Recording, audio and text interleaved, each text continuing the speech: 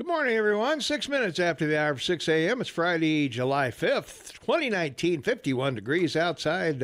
Tom Eagle off your morning mayor. Shane Montalban, half man, half amazing. Thumbs up to you, half man, half amazing, for being here with me on this day after our big celebration, 4th of July. Happy to have you along with us. And thanks for taking us with you on your morning jaunt, wherever you're off to, or if you're off work and just kind of cruising around the table with your coffee and whatever. We are glad you picked us to spend your morning with. So, indeed. Thank you for all those people that take interest in our show and download. It makes us super happy to see that happening.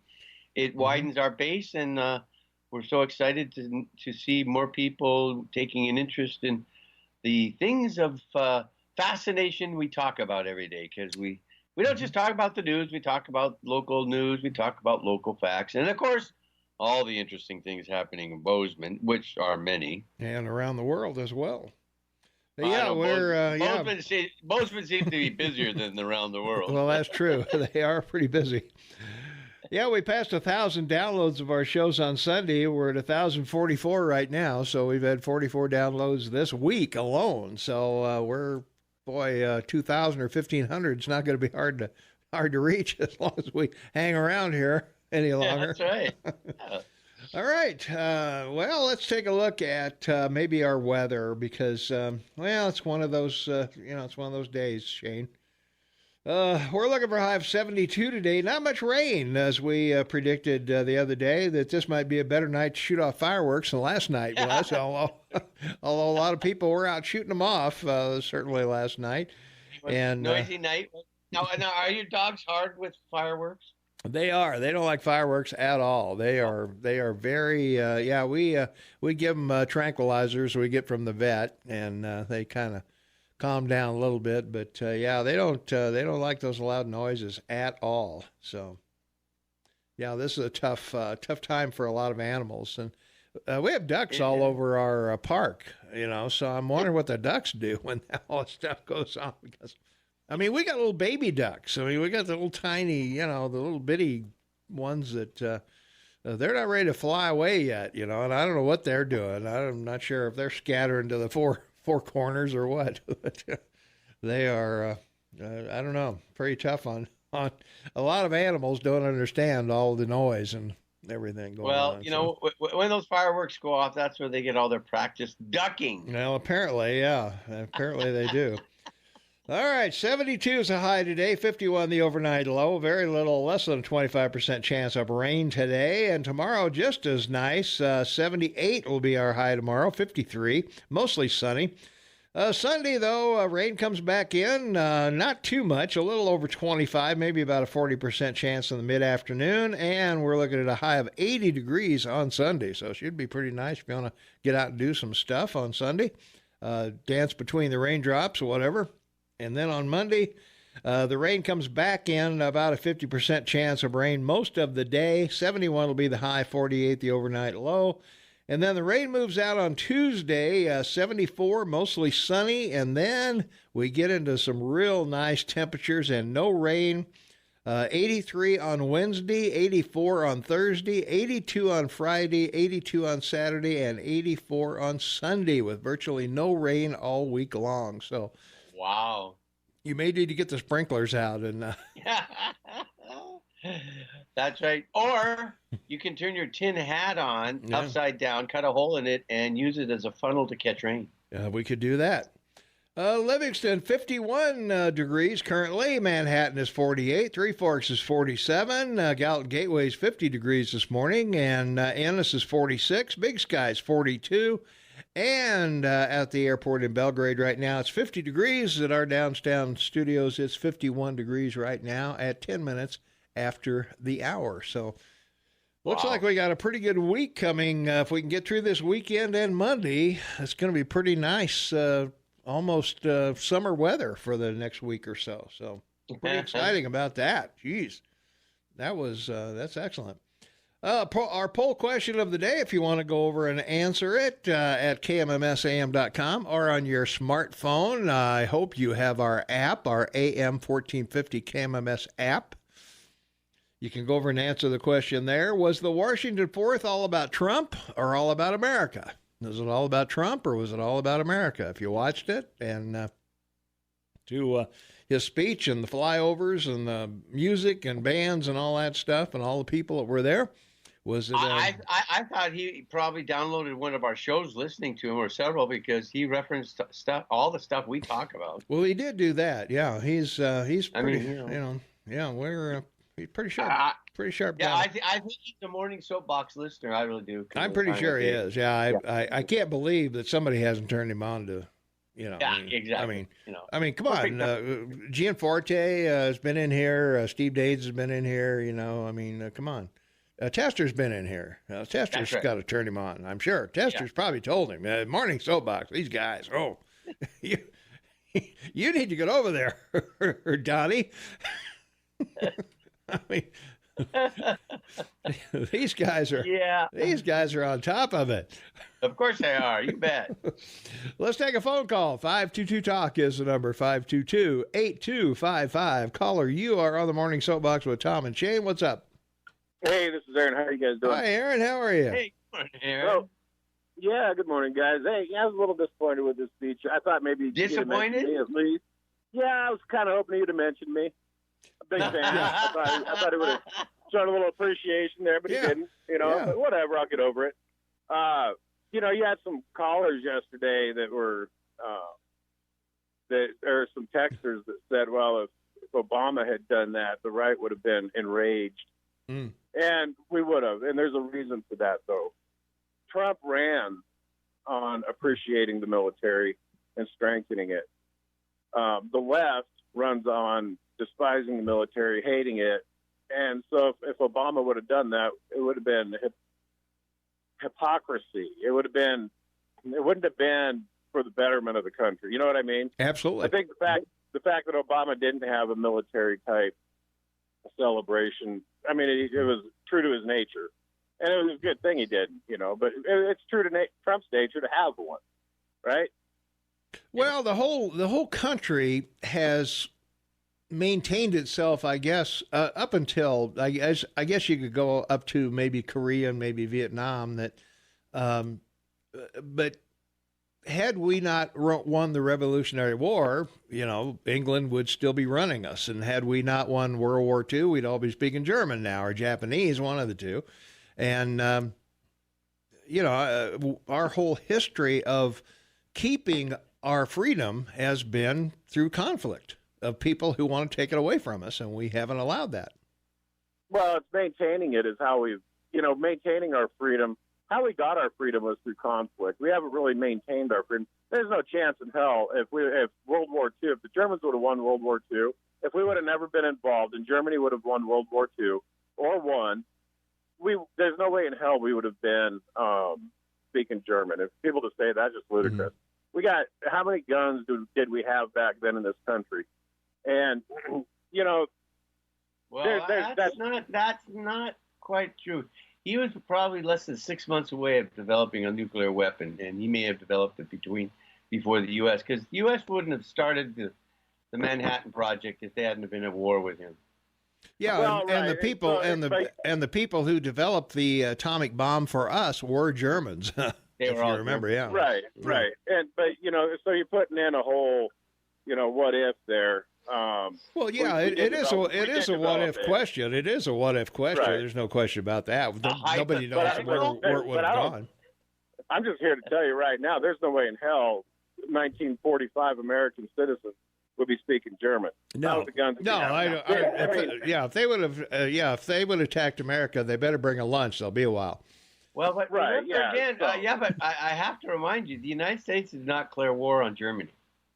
They declared war on Japan, and because of the treaty between Japan and Germany, Hitler the next day declared war on the United States. Yeah.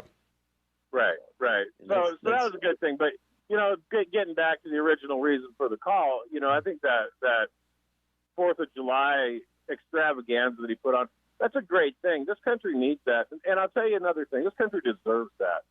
People bitch about that $2 million, and they need to get over it. This country deserves to have a party in its honor. The whole world, as a matter of fact, should be forced to celebrate the 4th of July. thanking us for everything that we've done.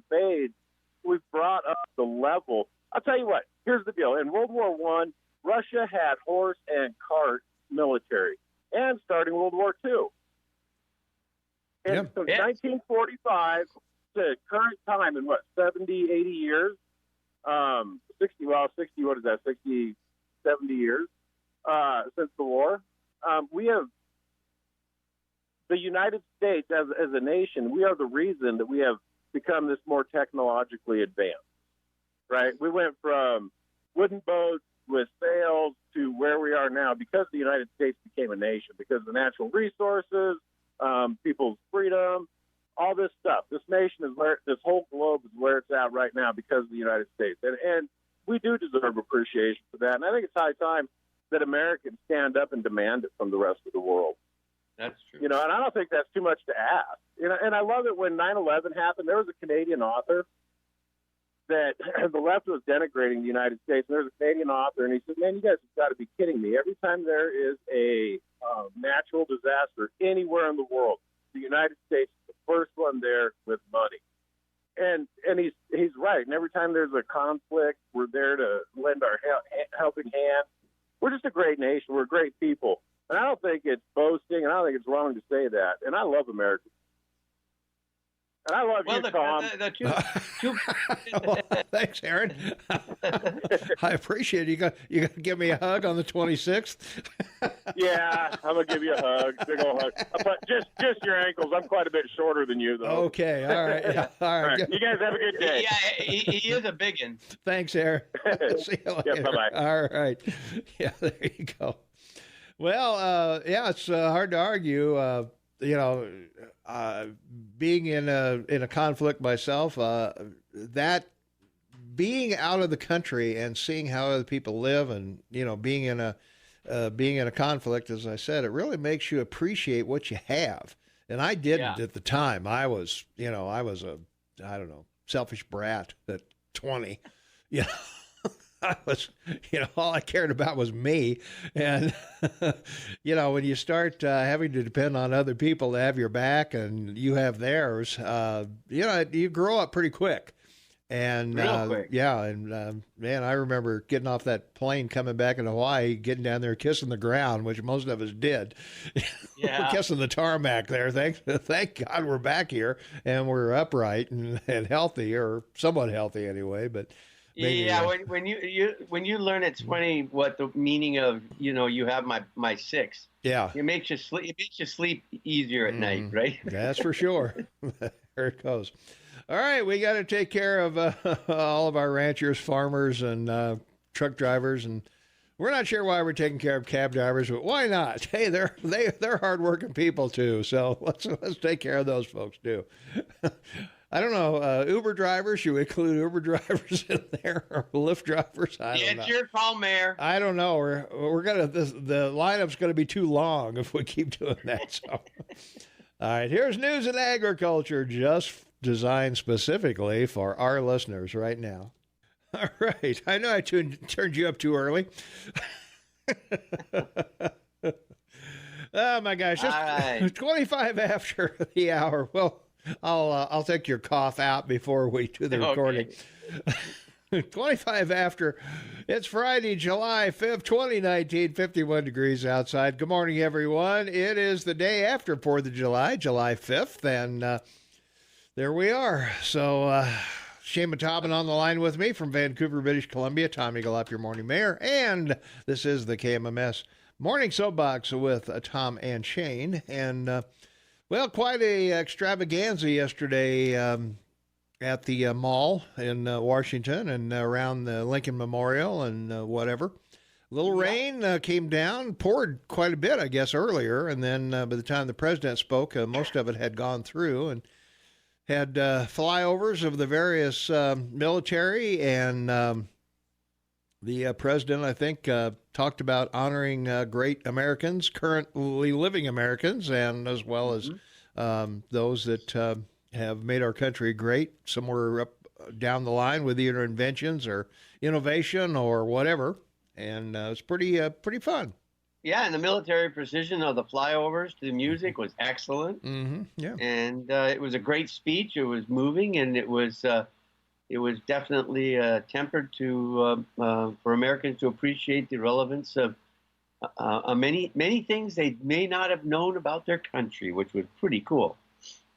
Well, yeah. There was a lot about the past that some people didn't know. Talked about the landing at Normandy a little bit, and World War II and some of the things that were going on then, honoring the various people along the way.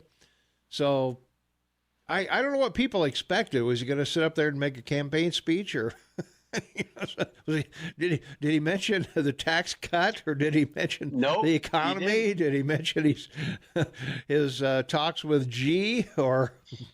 Well, he just made all the talking heads and Dems running for president look pretty foolish. And as you say, made him more a victim. Mm-hmm. Yeah, because they all had it wrong completely. Yeah. They made a big deal about tanks, and there were 4. Mm-hmm. And they were Bradley troop carriers, 2.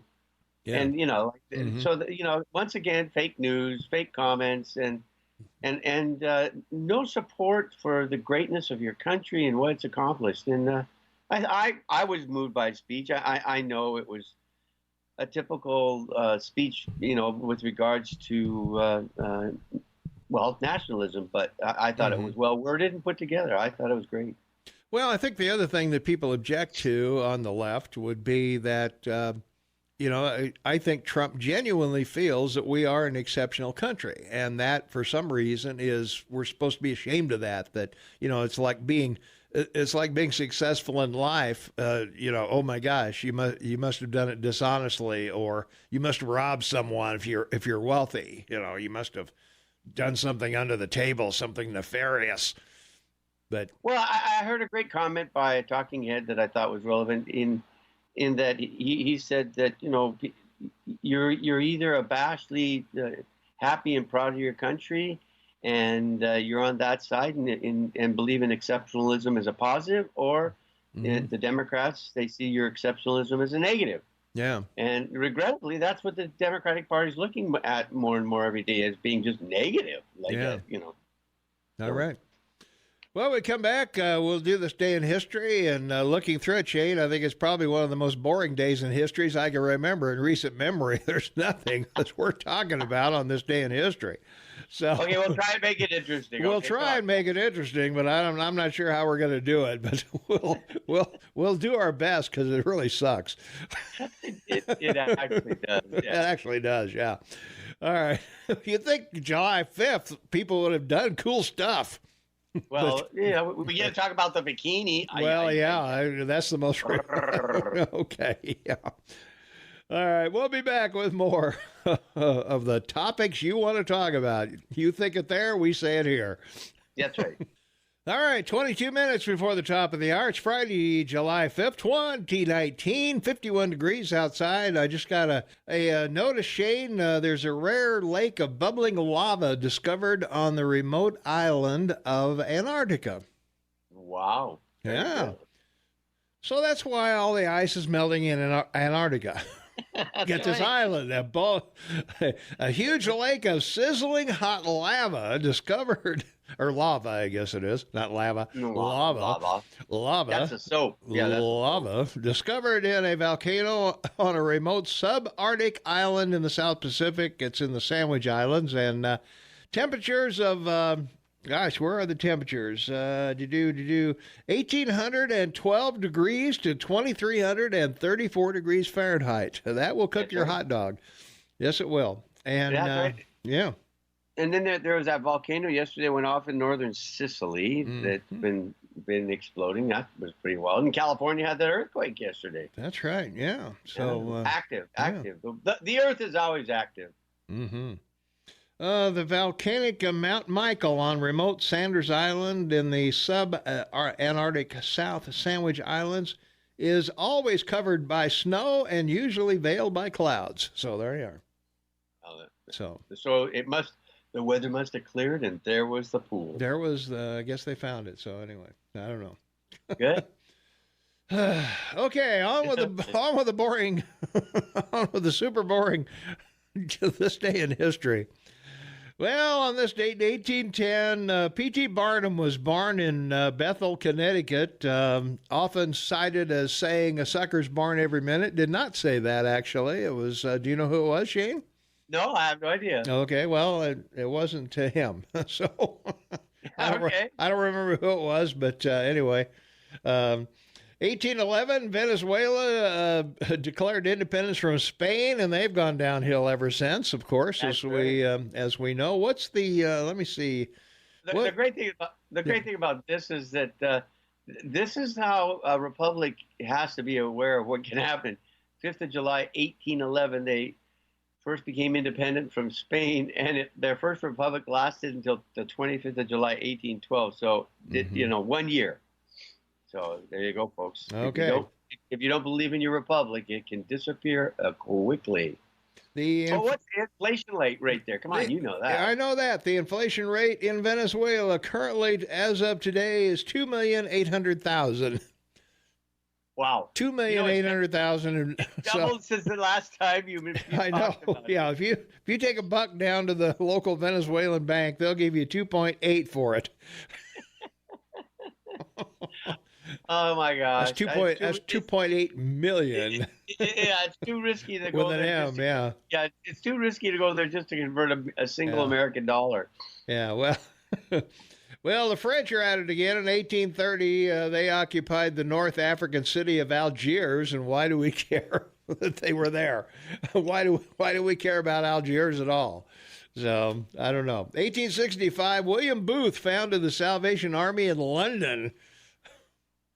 Well, yeah, and this, what a fascinating thing, an English Methodist preacher, and that's an accomplishment. 1878 to today. Yeah. And the Salvation Army has done a great deal of good for the world and for people. And as a Christian missionary around the world, he's cared for a lot of people around the world, as well as in the United States. Yeah. Well, if you're a member of a labor union, 1935, President Franklin Delano Roosevelt signed the National Labor Relations Act, which allowed labor to organize for the purpose of collective bargaining. That's correct. And the formation of unions happened, and the first was in Michigan.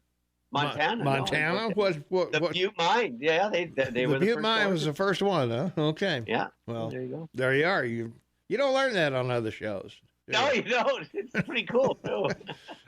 But also, FDR was opposed to public unions because the people are the owners of the public unions. And that's right. What owner of a public union would be out to get you?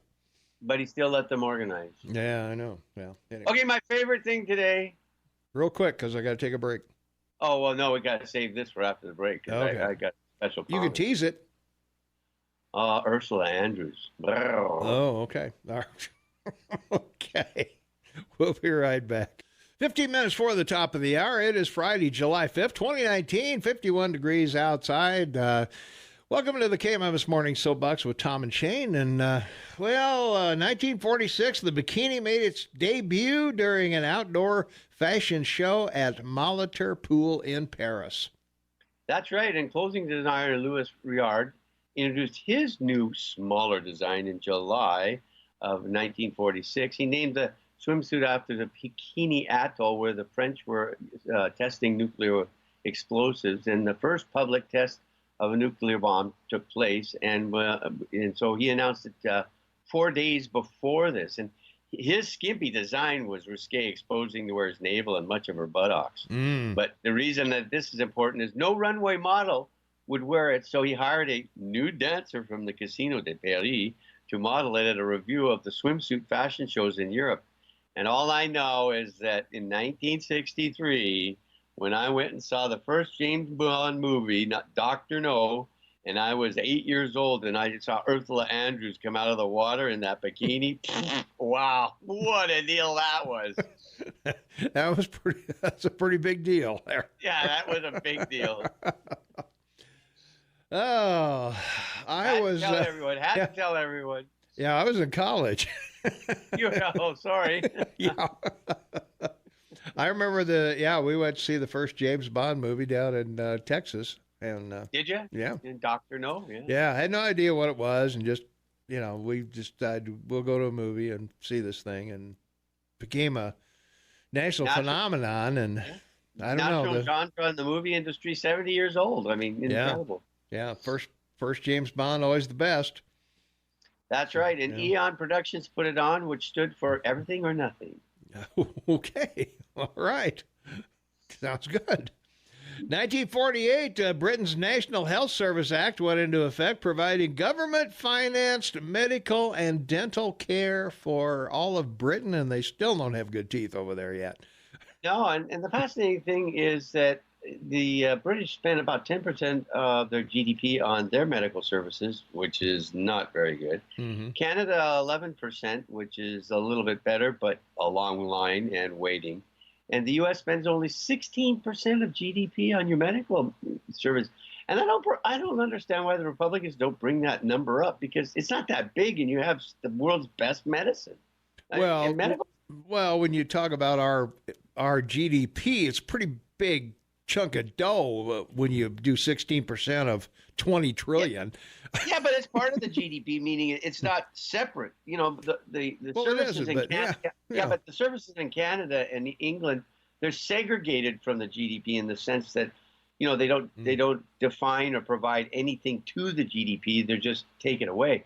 Your medical services add to it with the cash flow and the business that it generates. So it's a huge distinguishing difference. Okay. And we should get phone calls on that. 1975, the Cape Verde Islands, Verde or Verde? Verde Islands became independent after 500 years of Portuguese rule. Why do we care? Why is that even a day in history item? Well, unity, work in progress is the motto of the country. And come on, let's see how many people live there. Total area, independence, population. 539,000. Wow. Yes. We can talk about Montana being a state better than that. Yeah. Be more newsy. Miles. A GDP of $4.3 billion. $7,000 per capita per person. Yeah. 1975, Arthur Ashe became the first African-American man to win a Wimbledon singles title as he defeated Jimmy Connors back in 1975. Arthur Ashe later announced he had AIDS. Yes, exactly. And he was world-renowned because of that. It became quite an issue as a result. Mm-hmm. At that time, it was a death sentence at that time, pretty much. That's right. 1991, regulators in 8 countries shut down the Bank of Credit and Commerce International, charging it with fraud, drug money laundering, and illegal infiltration into the U.S. banking system. Wow. Wow, yeah. Well, it must have been Russians. No, Pakistani financiers. There you go. That's right. It was registered in Luxembourg and had offices in Karachi and London. And when it was dismantled, it was in 78 countries with assets of $20 billion. So I think it was one of those Treasury Department thorn in the back sort of problems. We can't we can't let this keep growing. This is not a good thing. Yeah. 1997, Martina Hingis, 16, became the youngest Wimbledon singles champion in 110 years. And we just had a winner, 15, beat Venus. I know. 15 years old. How incredible is that? Wow. Yeah, pretty impressive. Huge. Yeah. Well, 2002, Baseball Hall of Famer Ted Williams died at the age of 83, last person to hit over 400 in a single season, and quit baseball for a time to go serve in the military in World War II. That's correct. And when you hear 400, that means 4 out of times he hit the ball at bat. I know, 4 out of 10. But normal game, a batter will get a chance to bat 10 times. So that's pretty incredible. I mean, no one's even come close to that. Yeah. Nope. No, that's a tough one to break. So is DiMaggio's 57 game hitting streak, 56, whatever it is. Yeah, those are pretty tough. Yeah. 2006, North Korea test fired 7 missiles into the Sea of Japan, including at least one believed capable of reaching the U.S. mainland. Well, and you've called this from the very beginning, Mayor. The righteous eagle man has had this called from the beginning. This is nothing more than North Korea testing missiles for China. That's all that's going on. Mm-hmm. Yeah. And that was back during the Bush administration, 2006. Yeah, and they never wanted to accuse China of it because of all the things they're doing with China, letting China skim everything off the United States. So, Mm-hmm. Bush and Clinton and Obama, these people have allowed so many the regrettable things they've allowed to happen. And this was one of the worst, really. Mm-hmm.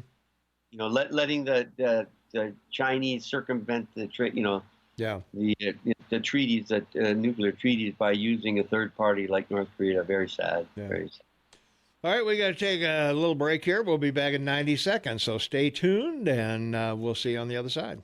6 minutes before the top of the hour. It is Friday, July 5th, 2019, 52 degrees outside. Hey, don't forget to go over and vote in our poll question of the day. Was the July 4th just all about Trump or all about America? Go over and vote and let us know what you think. We'll still a little early yet, so we'll give some results maybe in the 7, 8 o'clock hour.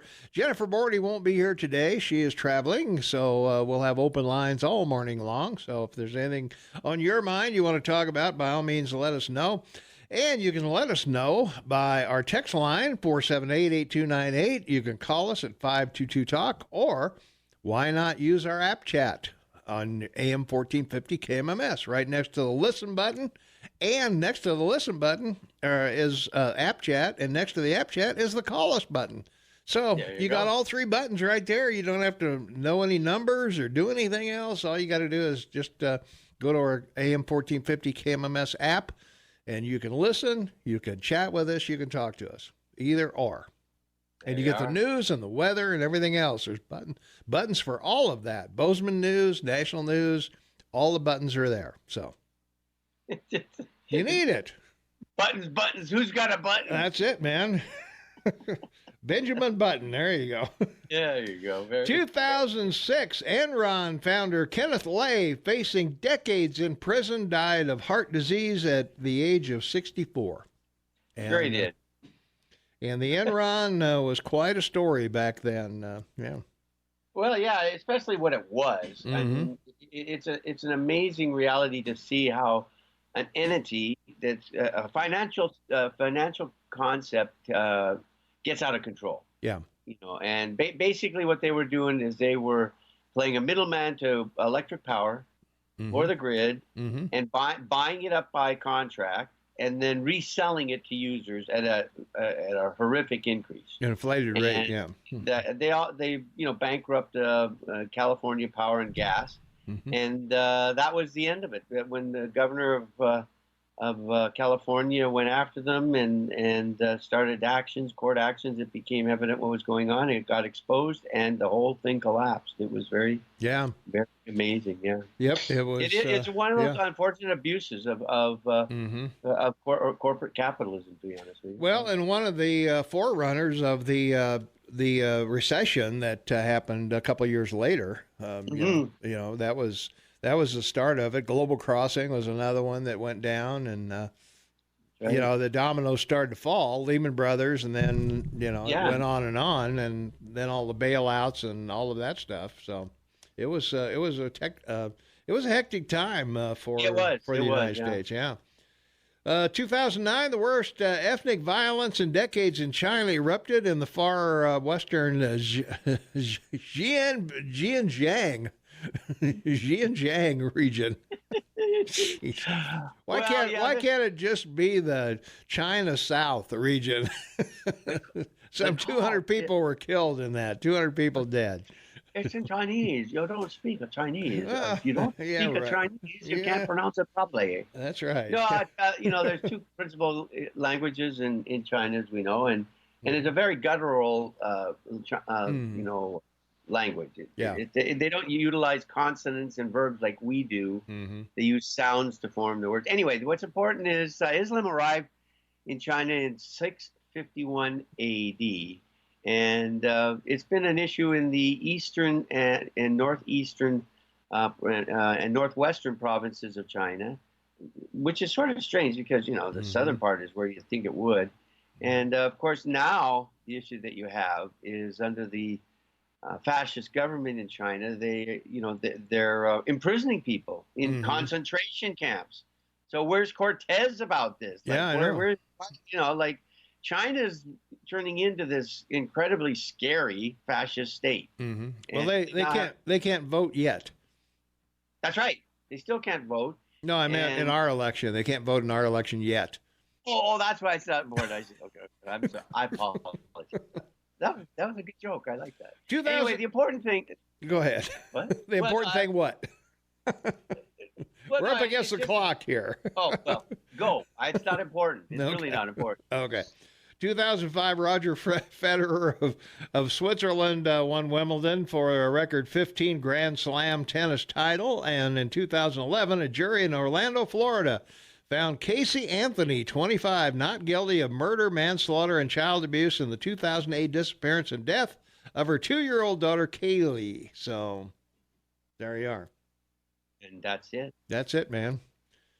The most boring day in in history we've done since we've been on the air, as far as I can tell. Yeah, I mean, probably, yeah. nothing other than P.T. Barnum being born. David Farragut, the American Civil War admiral, who was born on this day. Let's see. Nobody else of interest, I don't think. Well, Henry Cabot Lodge. Henry Cabot Lodge was in there. So, yeah. Anyway, we got to go. I sincerely hope that 5 Things You Need to Know is going to be a lot more interesting than this day in history. So we'll be back to talk about that right after this. 6 minutes after the hour of 7 a.m., it is Friday, July 5th, 2019, 53 degrees outside. Shaman Taubman on the line with me, half man, half amazing. Tom Eagle off your morning mayor, and this is the KMMS Morning Soapbox with Tom and Shane. Thank you for joining us. And, in local news, we got another project with a timber, Shane. Another timber, here we go. Another timber project. Here we go again. The U.S. Service is ramping up prep work for nearly 4,700 acres of Bozeman's municipal watershed. They're going to log it and burn some of it, meant to decrease the severity of any wildfires that hit the 2 drainages that make up the town's water supply. What a great deal. And why can't they do this? Well, the project approved in 2011 is still blocked by an injunction from a judge. And what are we protecting, Shane? The Canada lynx. The Canada lynx. Why is the Canada lynx not in Canada? Can we just scoop them up and send them back up to Vancouver? What's the deal? Oh, no, it's chasing lynx all over North America. Well, I don't know. Anyway, the order directed the Forest Service to consult with the U.S. Fish and Wildlife Service followed the 2009 designation of critical habitat for the large cats. So, yep. I don't know. So our wetlands burn down, deplete our water supply, or contaminate it with, ash and who knows what. But this cat won't be burned, I guess. No, of course not. No. Yeah. They'll just climb a tree and they'll be fine. Yeah, exactly. So, I don't know. Sometimes I wonder, we got the don't. You could get sick over wondering. Yeah, really, I'm sick already. Yeah, I know. Exactly. The snail darter and the grouse, whatever. All these, we got to protect all of these birds and fish and stuff, and I don't know. Anyway, they're asking another judge to lift the injunction. More people out making sure they know what the land included in the project looks like and what changes have to be made. So I guess we'll be talking about this for the next 10 years, probably. since it was 2011. It's almost 10 years now. So the project would be done along similar work by the city of Bozeman, which owns land in the area and has a water treatment plant that draws water from Sourdough Creek. So there you are. I don't know. It's What, you don't know about Sourdough Creek or what? no, I don't understand how we I'm all for the preservation of animals. You know, there's only about 2,000 species that go extinct every day, something like that. I think I read somewhere. You know, I mean, well, it's true. 99.999 of all species, plant life, and insects have gone extinct on at least 5 occasions during the lifespan of the planet. Yeah. So this is nothing new. No. We've known this science for our lifetime. And so it's just a process. I mean, we're just spinning pieces of sand in the universe. Yeah. I can't even believe we don't just explode, right? Right. Yeah. You look at the shift of all the water. We're 70% water, and twice a day it all shifts on our planet. My God, really huge issues that the planet has to worry about. Yeah. Well, from our text line, 478-8298, the new Sasquatch, has anybody actually seen a Canadian lynx out in this area at all? 47,000 acres, or 4,700 acres, I should say. Well, the last sighting of Sasquatch in Canada turned out to be very scary because 2 guys were out hunting. They saw Sasquatch running around. They called the fisheries to see if it was okay to shoot down a Sasquatch. They said, "Where are you?" They told them. They showed up an hour later. They still saw the Sasquatch, and they approached it and found out it was 2 guys filming a video. So they could have killed somebody dressed up as a Sasquatch. Well, okay. Well, they should have shot him. A real stupid story. They should have shot him for being so stupid. Yeah, that's right. I don't know. Well, a former Gallatin County Sheriff's deputy has dropped a lawsuit against the county that claimed officials didn't help him cope with mental health issues after he resigned. Thomas Madsen and Gallatin County agreed to drop the lawsuit filed in 2014 in Gallatin County District Court. Last week, Gallatin County District Judge Holly Brown formally dismissed the case, and in the complaint, Madsen claimed the county failed to train and counsel him after he was exposed to several severe mental trauma while investigating deaths and other incidents as a deputy. So, well, I guess that's over then. There you go. It's Seems done. like so. Kabam! There you are.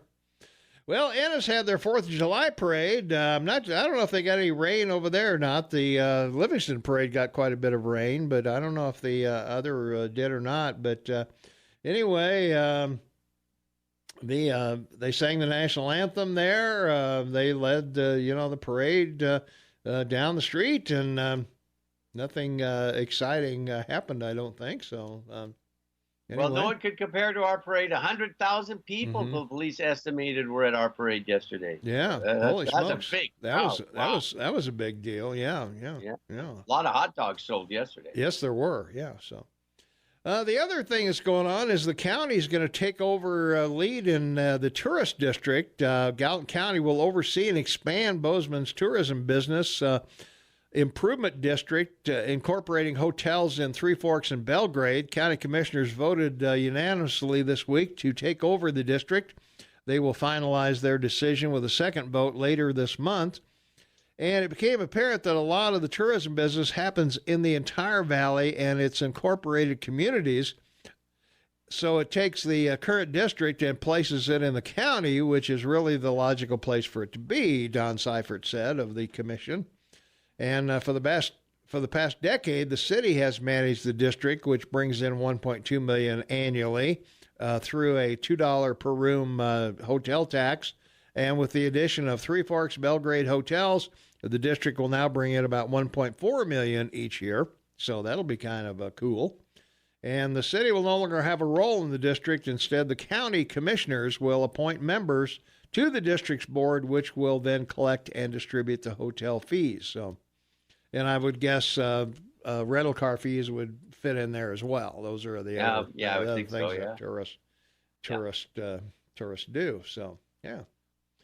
Over in Livingston, well, not really in Livingston, I guess. The Trump administration said Tuesday that it won't require electric utilities to show they have money to clean up hazardous spills from power plants, despite a history of toxic coal ash release contaminating rivers and aquifers.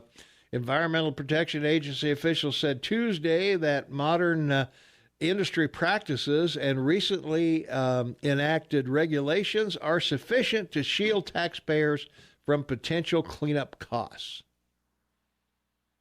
Well, there you go. One thing about America, when you have a problem, you solve it. And, you know, the great solution to the coal happened back in the 70s and 80s. Mm-hmm. And the thing that upsets me the most about this Paris Accord is something as simple as the American technology for cleaning coal, you know, the coal smoke that's developed, you know, and not forcing India and China to use it on their coal, you know, generating plants. They won't buy the American technology to clean their coal. That's how bad these people are. Oh yeah.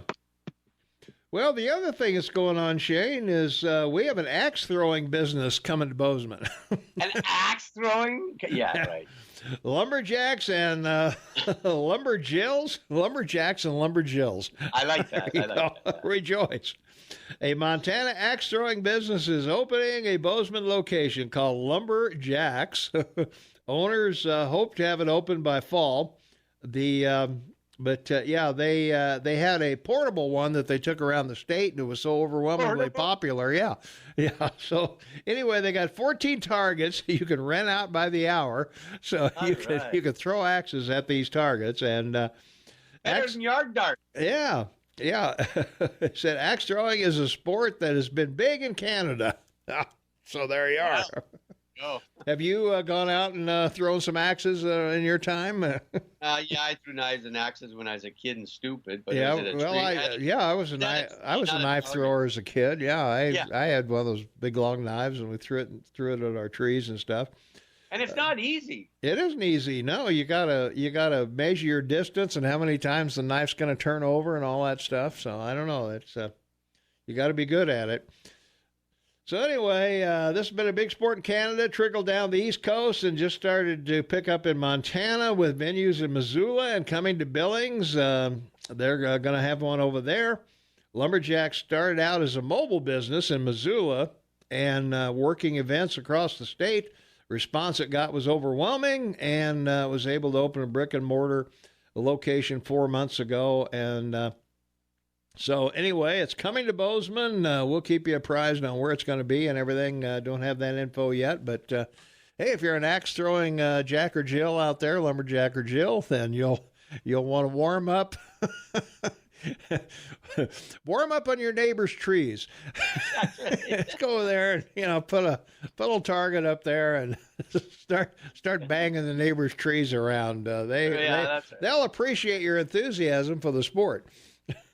Oh yeah, I'm sure. Yeah, teenage kids are going to really be great at this. They will be great at this. I can't tell you how good that's going to be. So, right. All right, we got to take a pretty short break here, obviously. Being holiday weekend, we don't have a lot of commercials playing, so we'll be back in 90 seconds, so stay tuned. 19 minutes after the hour, it's Friday, July 5th, 2019, 56 degrees outside.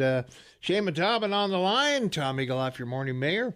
In another news, Shane, we've got an investigation showed that more than 250 Montana veterans were among the tens of thousands of people overcharged through the home loan program managed by Veterans Affairs.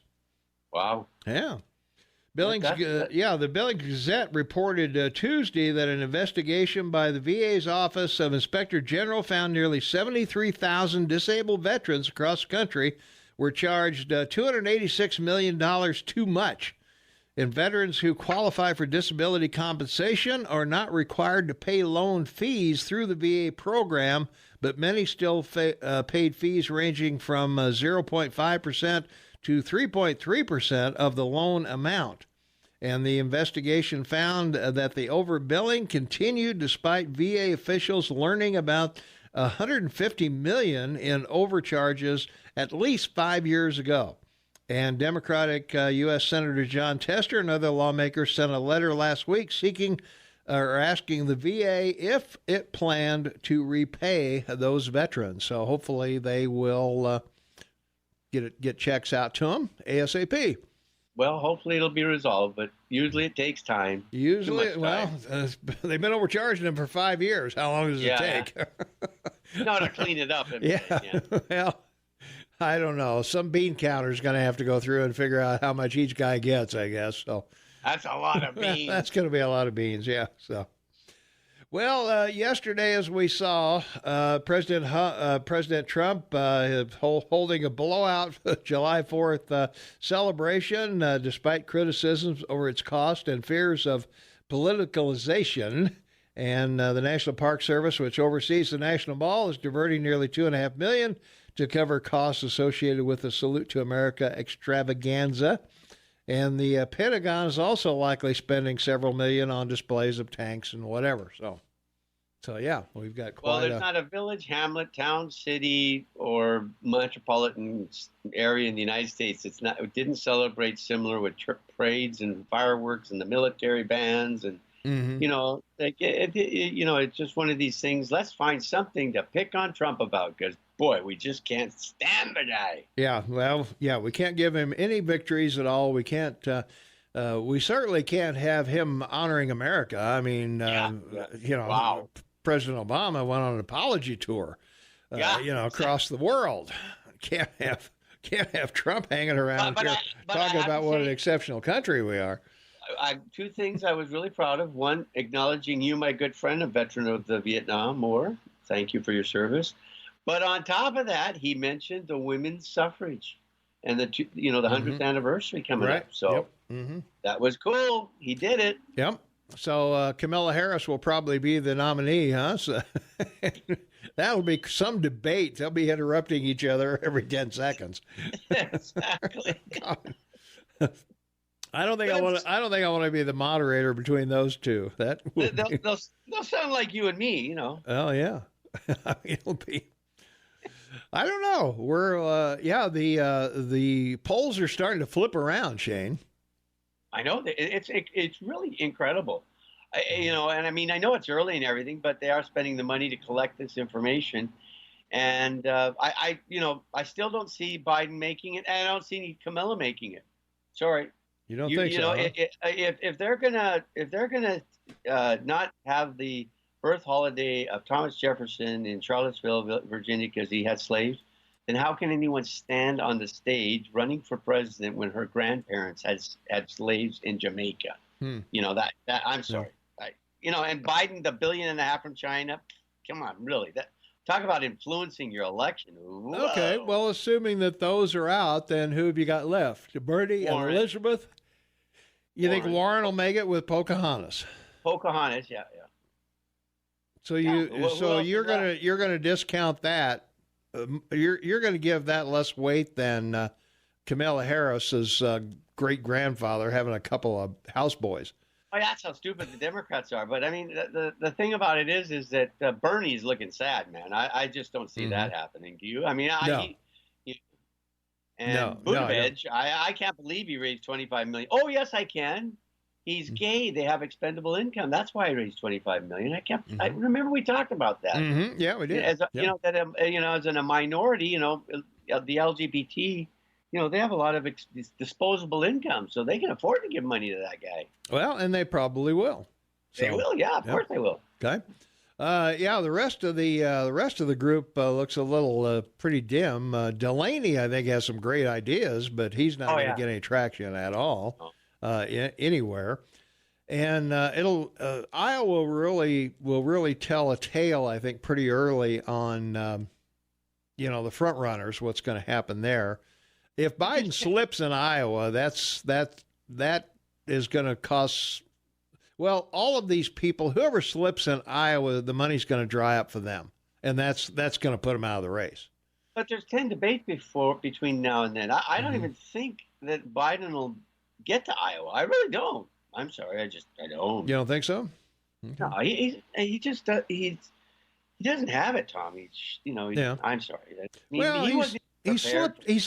No, but maybe the next time he will be prepared. You're talking about a pretty experienced politician here with a lot of knows where the bodies are buried, Shane. So. Wow. Okay. The guy's been there, 30-some years? 50. Well, I guess so, maybe. 50, yeah. Okay. Yeah. Well, he's been a vice president. I think a lot of people equate him with Obama's policies, that if he's elected, he'll just bring Obama policies back. And that's what they want. And I think that's why he's in the lead, is because of name recognition, and they want Obama back. Tom, the first time this guy ran for president was 1988. I understand that. That's 40 years ago. Yeah, well, he's running again. Reagan ran 3 times. Come on. Twice. Well, 3, you're right. Yeah, 3 times. He lost to Ford. He lost to Ford because of the situation back then. But yeah. But no, I think that's the reason Biden's in the lead, is that they equate him with Obama, and they want Obama back, and that's where the polls are, because these aren't general polls, these are Democrat polls. Well, look, the other thing that I think's going to have a lot to do with this is the IG report coming out about the FISA. And, this is going to go right to Biden's office as vice president and Obama's. It's just going to. There's no way. Mm-hmm. that the intelligence services could spy on a campaign and American citizens without presidential approval. That's what's going to happen. Well, but you got to look back at Hillary Clinton got the nomination with Benghazi, with the servers, the bleach bit, the whole 9 yards. They're looking at that too, and I could see her being indicted. Never happened. Never happened. Nobody's going to jail, Shane. Okay. They won't. They're not. Okay. This is America. Right. This is America. Politicians don't go to jail. Bankers don't go to jail. Well, small bankers go to jail. Big bankers don't.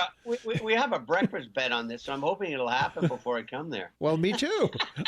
I hope the whole bunch is in the Gray Bar Hotel, but I don't think that's going to happen. That's right. Let's see. From our text line, 478-8298, Trump has run for president of the United States 5 times under many different parties. Well, I don't know about that, but maybe he has. Yeah, exactly. If he has, guess what? 6 times the charm. Yeah. Yes. The only odd numbers are the charm. Come on. That's true. I guess you're right. Yeah, so. Well, at any rate, let's see. From our text line, bangers don't go to jail. They get employed by the Trump administration. All right, there you go. There you go. Yeah. That'll work. That's fair enough. That's a fair and honest observation. Yeah. All right, we got to pay a couple bills, and we'll be back with more of the 5 things you need to know, and some other things, of course. We've got all kinds of we still got some Bozeman and some Montana things to talk about. And we'll continue with those when we come right back. So stay tuned. Hey, don't forget, Friday, Friday, July 26th. Jeez, I don't know what's wrong with me in the months. Friday, July 26th. Shane and I are going to be at the Grand Tree at 6 o'clock live and in person, and you're invited to come on down and talk to us, meet the other listeners, meet the callers, meet everybody who will be there, and we'll have a quite a fun time that night. So that'll start at 6 p.m. rather. We'll be on the air at 6 a.m., but we'll be at the Grand Tree at 6 p.m. 24 minutes for the top of the hour. It's Friday, July 5th, 2019, 59 degrees outside. Shane Mataman on the line with me. Tom Eagle, your morning mayor in the house. From our text line, 478-8298. Nothing will ever happen to Hillary, and I agree with that. So And please tell and explain Trump's praise of Revolutionary War airports. What an incredible idiot. Just Google it. Well, we did. And he is an incredible idiot for saying that. I don't think they're... it's a little known fact that the British did have airplanes. They had several airports outside New York and Baltimore and, all those places. But... they were disguised. They were disguised as I don't know, football fields. There you go. That's right. We'll go with that. We'll go with that. Yeah, that was a pretty dumb statement. Just say. Oh. Hey, okay. Come on. I mean, you're reading from a teleprompter. Come on. Yeah, he made a mistake. He didn't make a mistake. His teleprompter. People made a mistake unless he just ad-libbed that somehow. I don't know what he was thinking about. But, he was thinking about trying not to make a mistake. Well, he did. But it didn't go over very well. Not only did he make a mistake, he made a huge mistake. That's right. and that just reinforces that he's totally out of touch with people who want to shoot him down. And That's right. I mean that I don't know. That was a pretty dumb thing to. If somebody stuck that in there somehow, some way, for him to read, I don't know. That's or the opposite is if they make such a big deal about it. Yeah. Well, he still sucks all the oxygen out of the room, right? He'll have a canned apology for it. There you are. All right. Let's go to the phones. 522 Talk is the number. Call you on the air. What's going on? This is Clint. Hey, Clint. How are you? Morning, Shane. Good morning, sir. How are you feeling today as an American? Well, I'm full-blooded American. Yes, That's you me. are. Yep. Well, I got something to say here that's out, kind of out towards your country, Shane. My son come from Washington here 3 days ago, and he said on the interstates out of Seattle and stuff, he says it's tent city. He says there's all kinds of migrants, stuff along the interstates that have their tents and one thing and another. And he said it's getting worse. He says the people that's coming in there, that from the sea and from the borders, is really made it kind of bad for everybody out there, and it put a kind of a blight on the people there, the people that have homes there. Mm-hmm. And I was wondering what you thought about it, and if you'd seen it. And Bob was taking pictures of it, I guess. And it's not good. There's something wrong here. Well, we had this problem 10 years ago. Mexicans were coming to Canada because a visa wasn't required and not returning. They were staying. So our immigration minister got up in Parliament and said, we're sending them all back, number one. Number two, you're going to have a visa now to come to Canada. And the whole world went crazy, and the UN got all upset, but they initiated it until they didn't see the problem. Let me finish. Let me finish. Okay. Then they initiated it, and until Parliament passed a law saying anyone that came to Canada without a visa or clearing customs, they'd be put on a plane and sent back to Mexico. So if any of those people try to come into Canada, they'll be flown home. Well, I see there in Washington, that's what I'm talking about. I wasn't talking about Canada, really. No, but the concern we have is that because Seattle's just across the border. That's right. That's absolutely right. Well, there's a lot of people, according to what my son was telling me, that camping out in tents and one thing and another along the highways. But anyway, there's one other thing I want to say about a lynx cat, talking about the Bozeman water supply. The lynx cat has a tuft on the top of his ears, and a regular bobcat doesn't. And so I don't know which ones I've never seen a lynx cat in that country at all. But there may be people that has. But most of the cats that I know of are on the Savannah Ridge between the Madison River and the Gallatin. There's a lot of lynx cats, not lynx, but bobcats there, and wolves. Them wolves are decimating that, I would imagine, and there ain't nobody saying anything, but that elk herd that's in the Turner Ranch, I'm changing the subject here quite a bit, but the elk herd that's in the Turner Ranch, I have an idea the cows have lost a lot of their calves from the wolves. And I'm just wondering if there's anybody out there that can confirm that, because my friend Maynard Fleckema and Melvin Visser, the elk come across the highway there going to north to their places, and Melly DeHaan's. And the wolves have been forcing them out of there. So I was just wondering if anybody has got any information on the elk herds that are in the Turner Ranch and how they're doing, and if the wolves did get at them, get at their calves. So that's about all I got to say this morning, except I'm glad to be an American.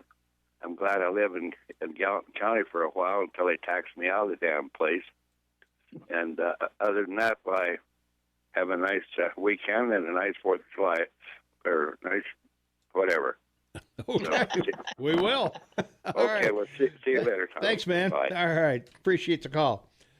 All right, we got to take a quick break. We'll be right back right after this.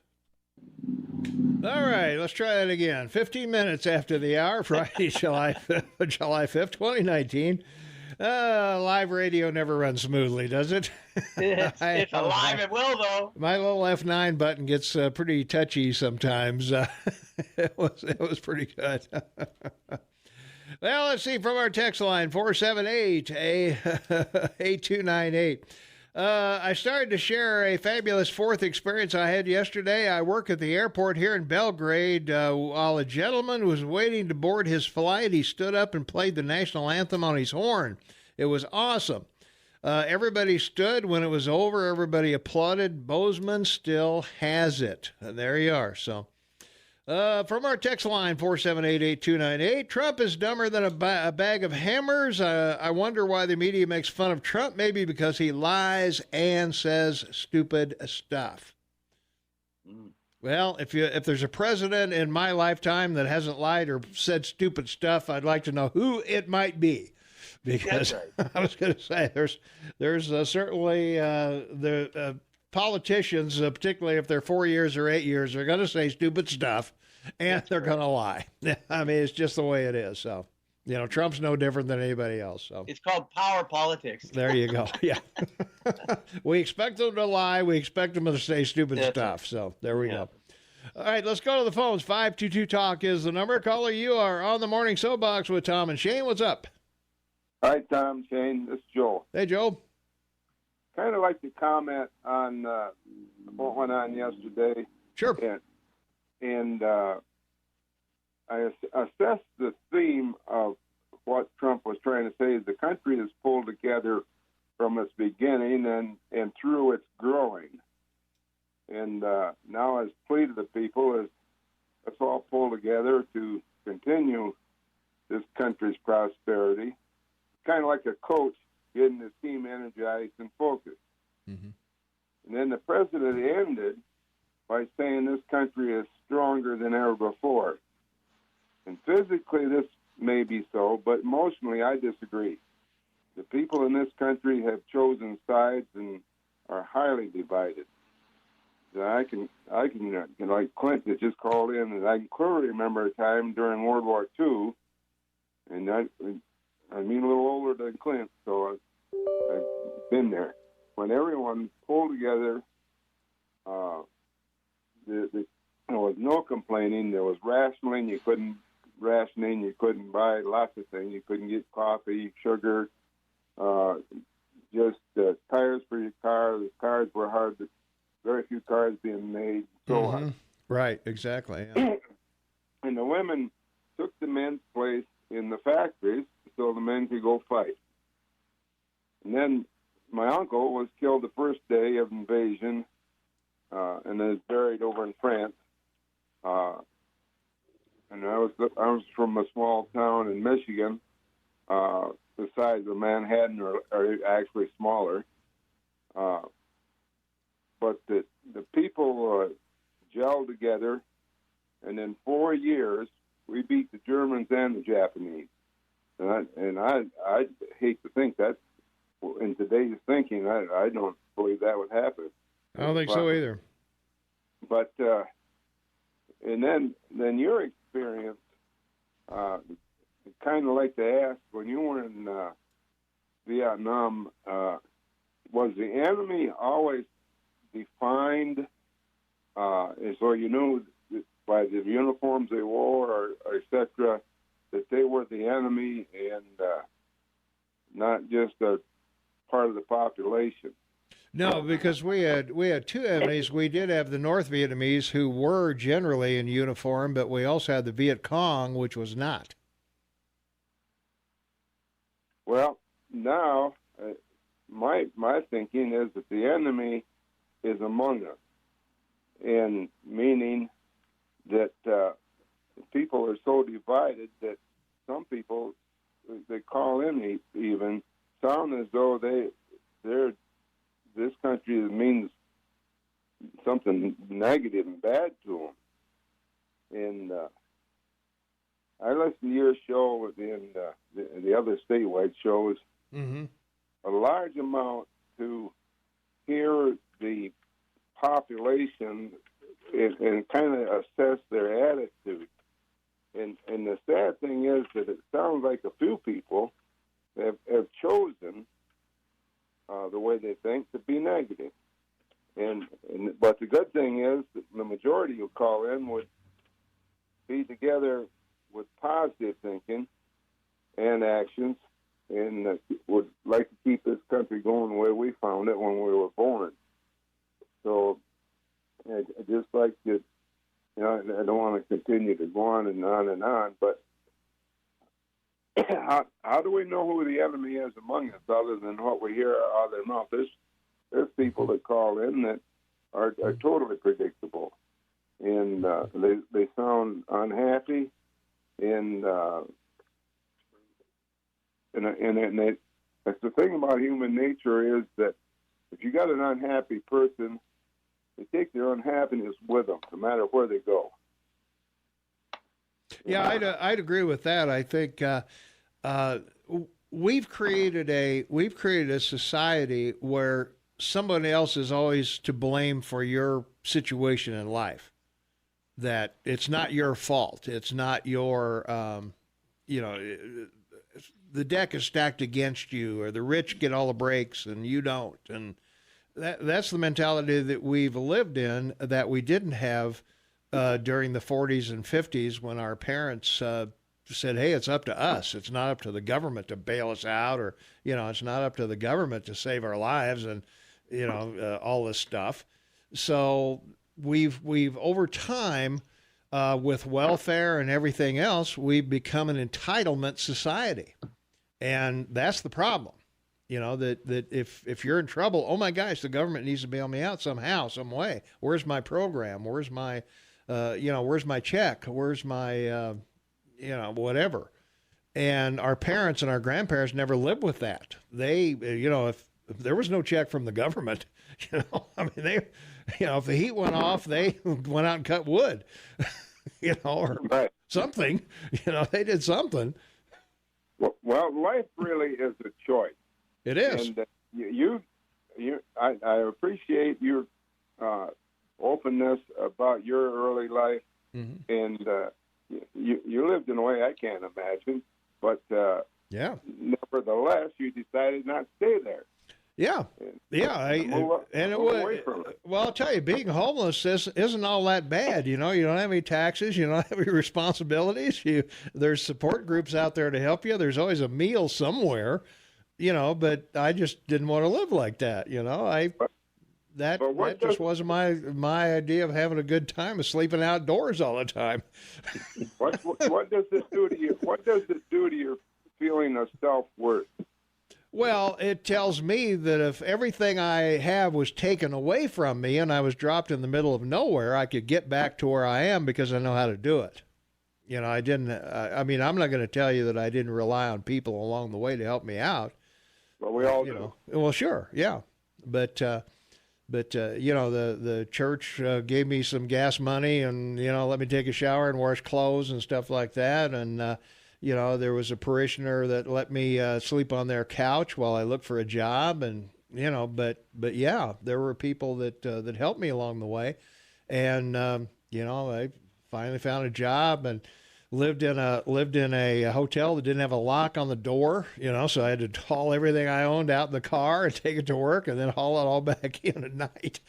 So, but eventually, I was able to rent a room in a house, and then I was able to get a down payment for an apartment, but it took months and almost years to do that.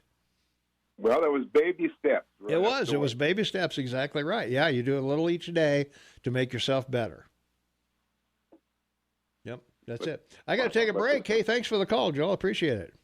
All right, Tom. All right, man. Thank you. All right. We'll be right back. 4 minutes before the top of the hour. It's Friday, July 5th, 2019. Temperature outside is 60 degrees. And welcome back to the KMMS Morning Soapbox with Tom and Shane. And, well, we've been chatting about the 4th of July, I guess, and America as a nation. Where are we headed? That's a good question. It really is. Yeah. Where are we actually going? Are we? The people who support Donald Trump feel good about America. The people that don't feel bad about America, and it's that simple. The Congress continuing their investigations, Nadler and Elijah Cummings and all the folks there, Maxine Waters in the banking, and everybody else is out to prove that Trump did something. We don't know what, but he did something. He's just not an honest guy, so we're gonna keep going till we find something on him. There must be something there. He couldn't possibly have been elected president. There's got to be something. That's impossible for this guy to be president of the United States. How'd that happen? Hillary Clinton, most qualified person ever to run for the office, and she gets beat. Come on, that just won't compute at all. Well, it's a hard distinction because I don't believe your country's divided. We've talked about this time and time again. The left is 34%, the right is 32%, and the middle is the independents that make the decision. And that's the way it is. It has been that way for over 100 years, since your two-party system was really established with the Republican Party in 1865. So, it's going to come down to, like you say, the voters of the United States will decide in just over a year and a half, which way do they want to go? Do they want to go towards big government and socialism, which is what the Democrats are asking, or personal responsibility and the right to make individual choice? Yeah. Well, that's what we're looking at. That's what I've said earlier, that we've created a society of dependency. Government is the answer. If you're in trouble, you got a problem or something's wrong, you call somebody. Right. There's some program out there, there's, as we've said many times, 126 poverty programs are out there to take care of you. Never been less than 100 in 10 years. It's pretty remarkable. Do they overlap? I can't believe they wouldn't. I can't believe there's got to be 100 poverty programs for people in the United States of America. And if we look back to the Great Society, the percentage of those in poverty has been about the same, regardless of whatever programs we come up with, whatever money we push out there. And, our debt goes higher, the cost of government goes higher, taxes, we every time I write that check on April 15th, if I do write a check, I think I might as well just flush this. I might as well just flush this check, because it ain't coming back to help me any, I don't think. So I don't know. Well, and Anyway. remember, you're a faithful society, and the premise of a faithful society is family. Yeah. And, the problem with the Great Society, while it may have had good intentions, the bad intentions ended up being the destruction of minority families. It did, That's why the biggest group it hurt were union members. Yeah. There's only 15 million union workers today, and there's 125 million private sector people, and people working on them, working towards that goal of being self-sufficient and responsible. So there's a lot of context here, and it's just, again, do you want to be an individual or do you want to be a socialist? Amen. All right, we got to go. We'll be right back after the news at the top of the hour, so stay tuned. 6 minutes after the hour of 8 a.m., it's Friday, July 5th, 2019, 62 degrees outside. We're looking for a high in the 70s. We got a little rain today, but otherwise should be a pretty nice day. Shane Metalman with me. Welcome to the KMMS Morning Soapbox with Tom and Shane. And, we're winding down the week, Shane. It's finally Friday. Yeah, I know. And, it's sort of like, wow, we've covered so much stuff this week. What do we really have left to talk about? I know. Well, how you feeling, Tom? I'm feeling great, man. I'm feeling great. I'm living my dream here. You know how that goes. And hey, don't forget our poll question: was the Washington 4th all about Trump or America? All about Trump or America? Let's go over and see what our results are so far. Here, we'll refresh that screen and. Right now, 75% of you think it was a salute to America as promised. 3% or 6% think it was a Trump ego boost. 3% or 18% rather think it was both, and 0% think it was neither. So there you are. There you go. That's right. So so far, our poll question the other day: how people listen to us. Our phone app was number one. Most people listen to us on the phone app that answered the poll, and the second radio at home. So get the phone app, AM 1450 KMMS. Just do a search for that on your Firefox or your Chrome or whatever browser you use. Just go AM 1450 KMMS. It'll pull up that app. You can download it. And it has the app chat right next to the listen button where you can hit that and send us a message directly to us. You don't have to worry about numbers or dialing anything or whatever. And you can call us directly from there, too, because we got a call button as well.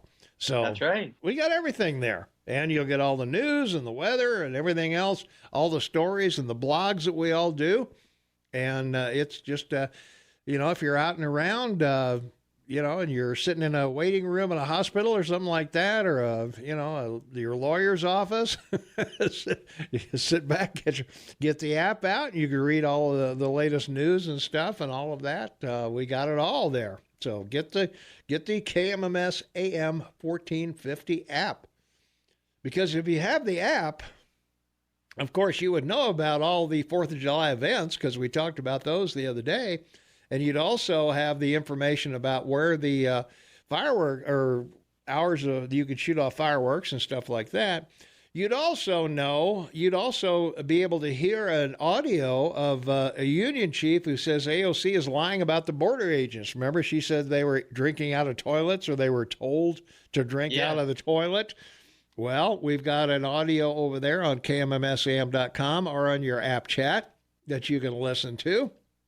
And make your own decision about AOC and her whatever she thinks about the immigration situation down there in the southern border. Also, if you had our app, you would know about the new roundabout plan for Baxter and Love Lane. A lot of you travel that area and know it's under construction, but some of you may not know that we're getting a new roundabout at Baxter and Love Lane. The Montana Department of Transportation announced that plan.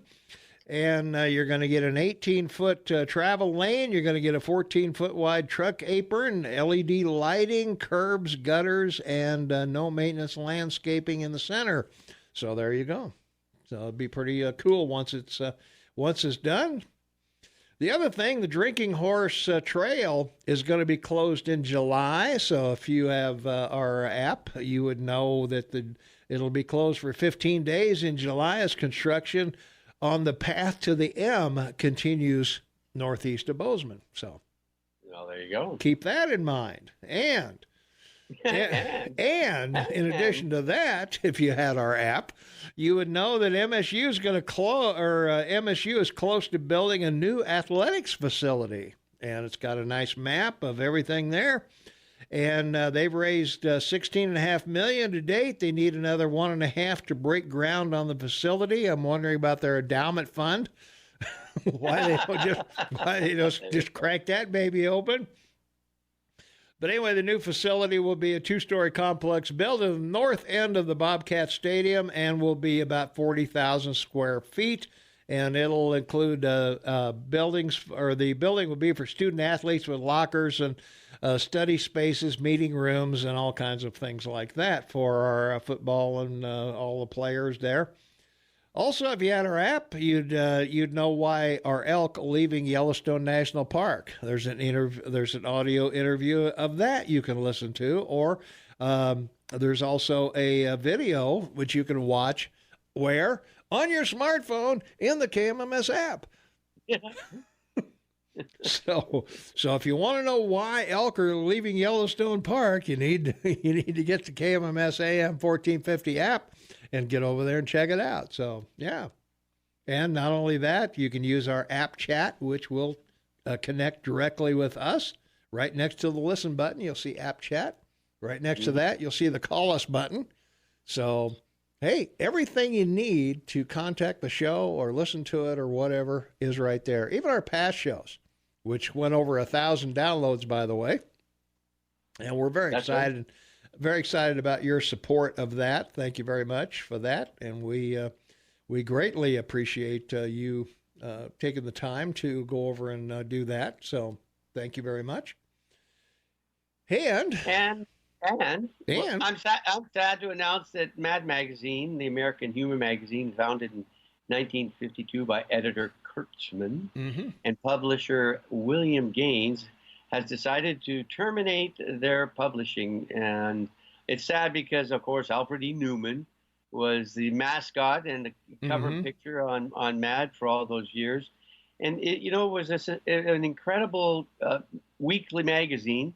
Its subscription peaked at 2.1 million people in 1974. But with the advent of the cost of mailing and the loss of interest in magazines, a great magazine is going away. And so farewell to Mad, and we'll hopefully see you on the other side. Yeah. I remember Mad Magazine growing up. Boy, it was fun. It was fun to read. A lot of it really was. Yeah, satire of American scene, and it was a very entertaining publication. Sorry to see it go, but well, magazines and newspapers are biting the dust all over the place. We just got a report here. More people are streaming radio now than reading newspapers. They're on their smartphones, or they're on their tablets, or they're on their computers, or whatever. And we're a part of that. As we mentioned before, 25,000 people stream this station on their smartphone or laptop or something. And that's right. That's half of Bozeman. Yeah, print magazines were huge. In 1985 on The Tonight Show, Johnny Carson asked a Canadian, Michael J. Fox, when did you really know you made it in show business? Fox replied, when Mort Drucker, an artist from Mad Magazine, drew my head on the cover of Mad Magazine. That's when you really make it, yeah. That's when you knew you made it, right? From our text line, 478-8298, I love Mad Magazine, especially Spy versus Spy. Yeah, that was Spy versus Spy was a big hit, man, when they came out with that. Yeah. So I think you still find some of those on online. If you do a search for Spy versus Spy, you'll find them on you find them on YouTube or various websites, whatever. So if you don't know what we're talking about, just do a Google for Mad Magazine, Spy versus Spy. And the irony, of course, of this is Buttigieg, because President Trump referenced him as the Alfred E. Newman of the Democratic race. He does look a little like Alfred, except for he doesn't have the ears, but exactly, or the freckles, but he does resemble him a little bit. Poor Buttigieg, Alfred E. Newman is gone. Yeah. Oops. Yeah. I don't know. You'll have to make this judgment when you come down here. I think Buttigieg looks a little bit not a double or a brother or anything, but he looks a little bit like Dave Wooten at XL Country. Yeah. Really? Yeah. Oh, yeah. So you'll have to make that decision when you come down here and meet Dave. And Yeah, Shane's going to be in town on the 26th of July, and we're going to do the morning show together with Jennifer. And then at 6 o'clock, we're going to go out to the Grand Tree. And hopefully you folks will come out with us. It's a free event, an evening with Tom and Shane at the Grand Tree. We're going to be in the highlight room on the back side where the convention center is. So we hope you'll come out and spend the evening with us. And if there's any questions you have for us or whatever, I know for a fact that nobody's coming to see me. Everybody's coming to see Shane.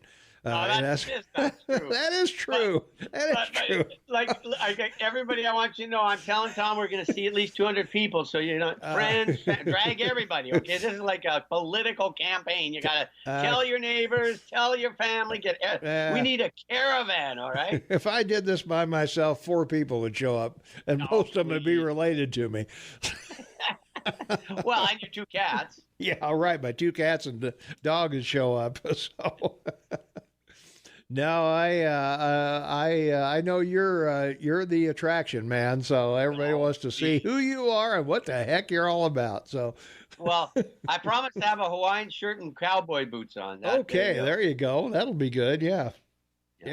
Not only that, I got to chauffeur him around. He wants me to pick him up at 3 o'clock in the morning to come in and get ready for the show. And then I got to chauffeur him out to the Grand Tree. I tell you, man, my life is a living hell.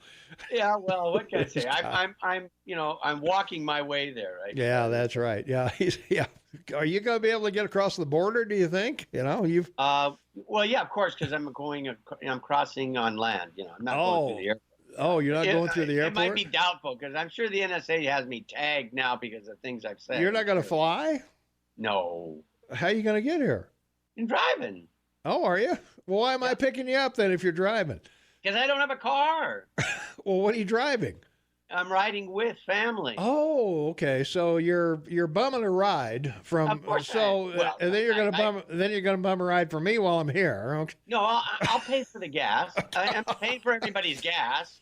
You will, gosh. Well, I don't know.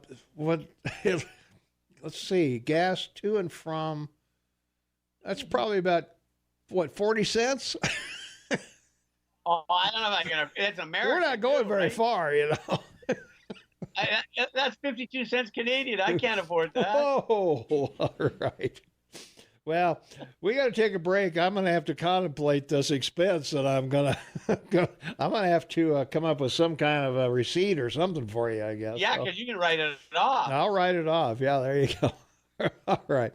We'll be right back with more of the Morning Soapbox right after this. It's 21 minutes after the hour of 8 a.m. It's Friday, July 5th, 2019, 63 degrees today. Shane Mataban on the line with me from Vancouver, British Columbia, half man, half amazing. And this is the KMMS Morning Soapbox with Tom and Shane, and thanks for joining us. From our text line, Trump says the Revolutionary War had airports and had over 10,000 documented lies. Stable genius, sad. Well, there you are. So, all right.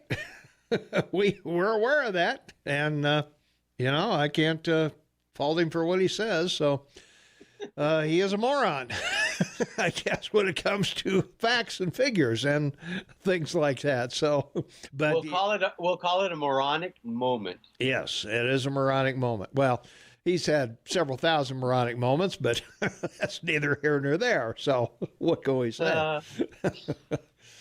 Well, he does have a problem with embellishing things. That's for sure. But.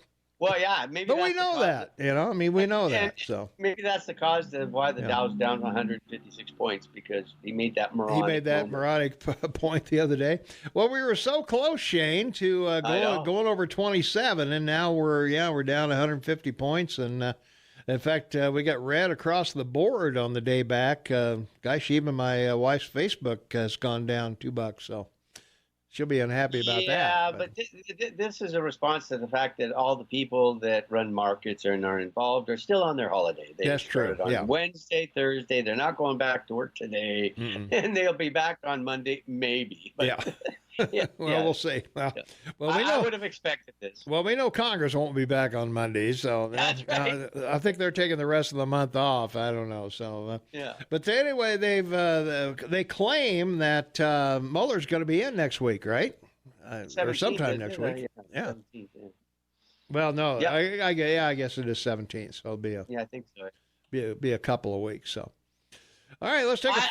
The only thing I want to hear from Mueller is when did he know there was no collusion? That's all I wanted. That would have been the first day, probably.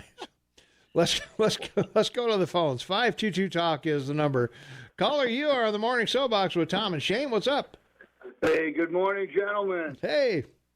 What's going on? Hey, Tom, everything from the Stampeders to the Birds today, huh? Yeah. That's pretty cool, man. Yeah, we got the birds on today. Yeah, turn. Yeah. Blast from the past. Yeah, we gotta split it up a little bit once in a while, Sure.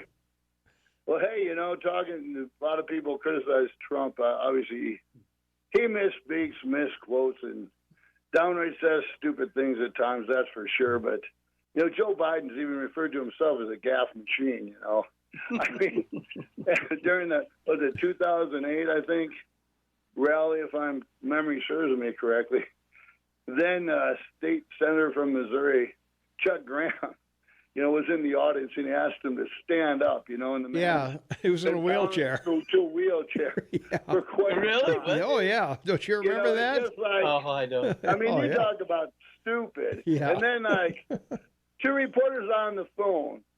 This might be a little bit misquoted, but in essence, he was trying to compliment, Barack Obama. And he says, really got something about it, really got to take my hat off him because he's like the first articulate, bright.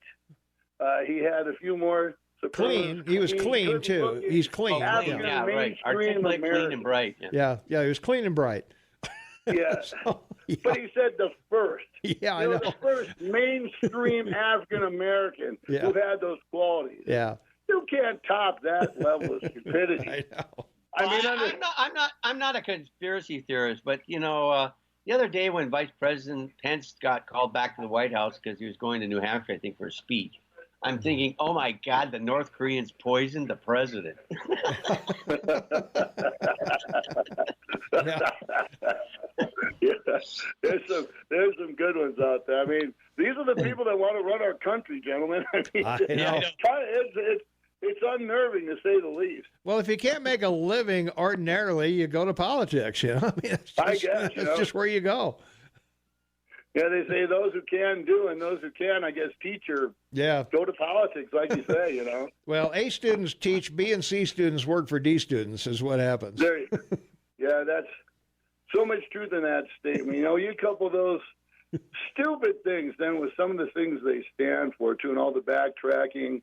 Yeah. Even his own party is criticizing him for backtracking the Hyde Amendment. Of course, I'm not for federally funding any damn abortion, but the bottom line is he's so wishy-washy. Then you look at his plagiarist past.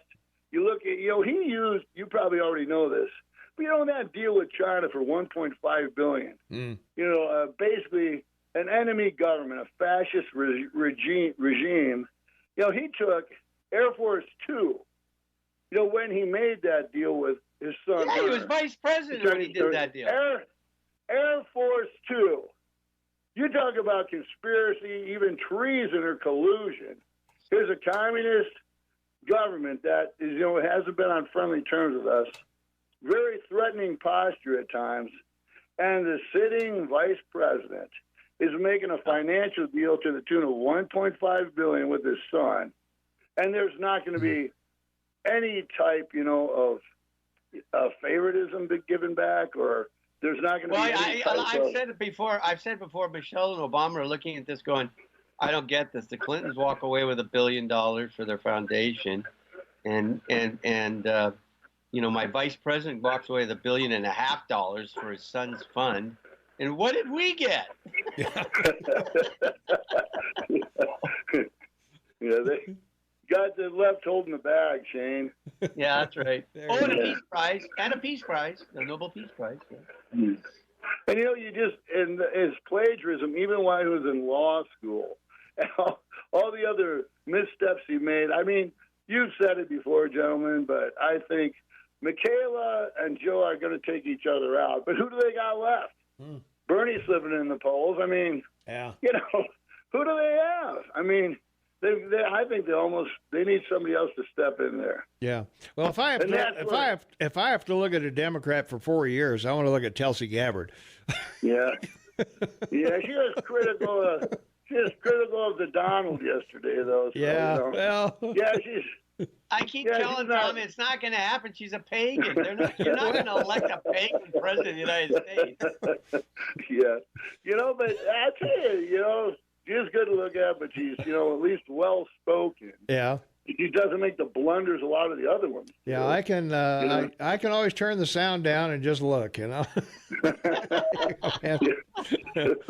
Gotta go, Right man. on. Hey, thanks for the call. Appreciate it. Thanks for listening. Have a good one once again, gentlemen. All right, see you later. Thanks. All right, half hour to go. We still got to talk about, we got a guy leaving the GOP party. We got an earthquake in California we got to talk about, and there's some other things going on around the world. So we've still got plenty of time to talk about those things. Anything else you want to talk about, give us a call, 522-TALK, 522-8255. Text us at 478-8298. Or text us on the app chat at AM 1450 KMMS on your smartphone. We would love to hear from you. So we'll be back right after this. So stay tuned. Friday on my mind. It's finally Friday, 23 minutes for the top of the hour. Friday, July 5th, 2019. I actually got the date right. It's 64 degrees outside.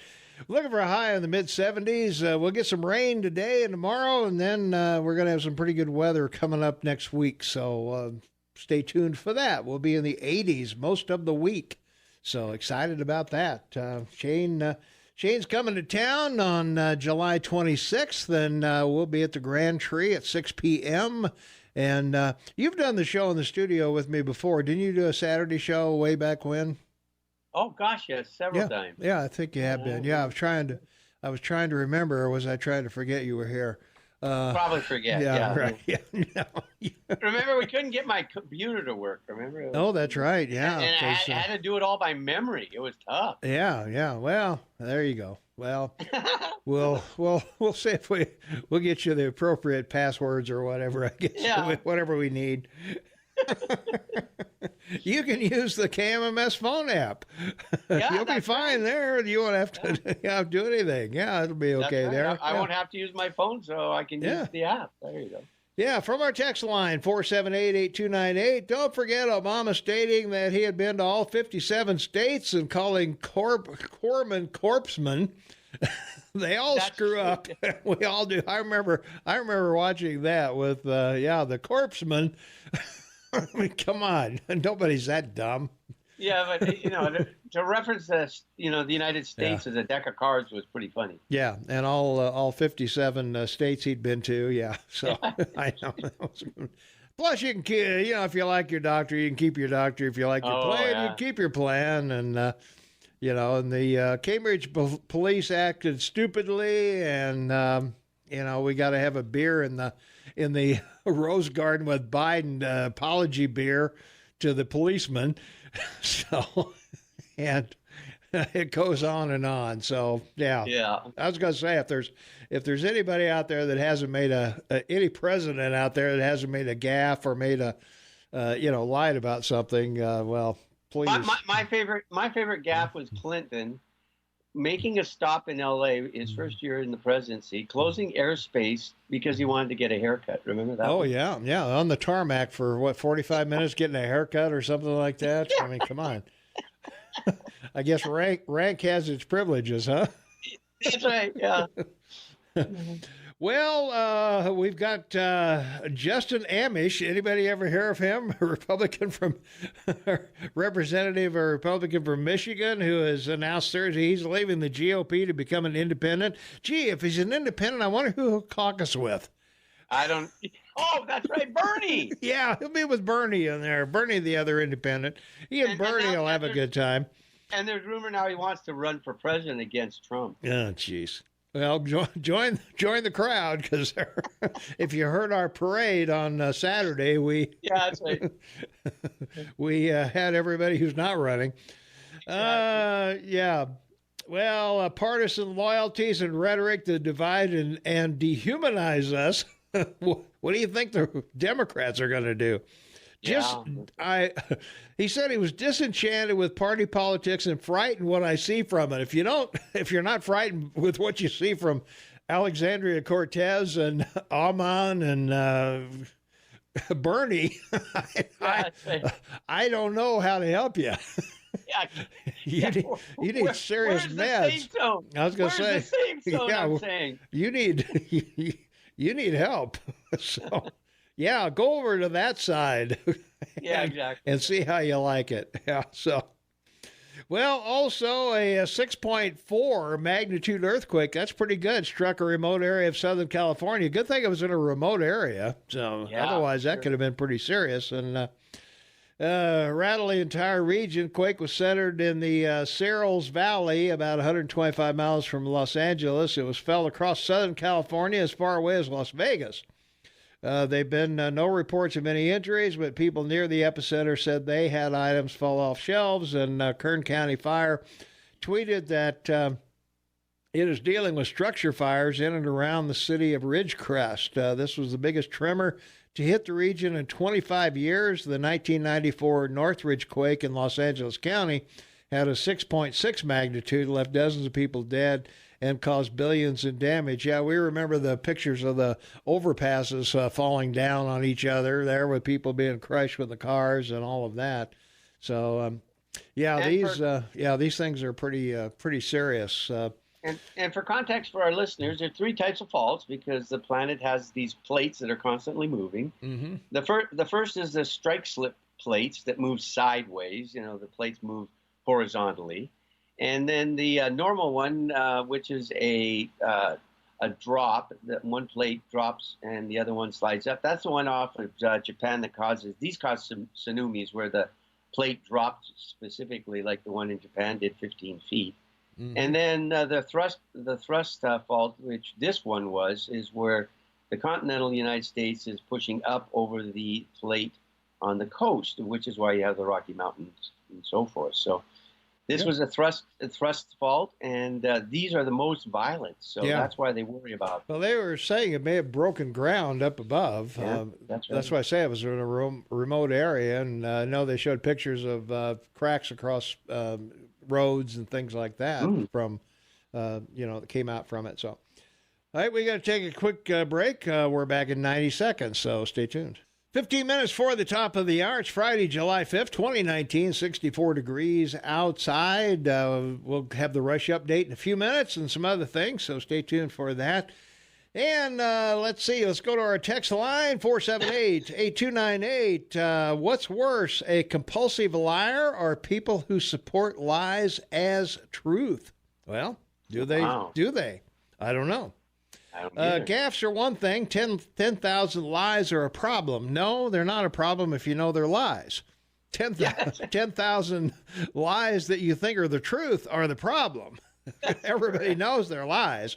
By the way, I kept my doctor, but Trump's father wasn't born in Germany. He lies about stuff he doesn't need to lie about. Not good. Well, if you know they're a lie, then what's the problem? So there you are.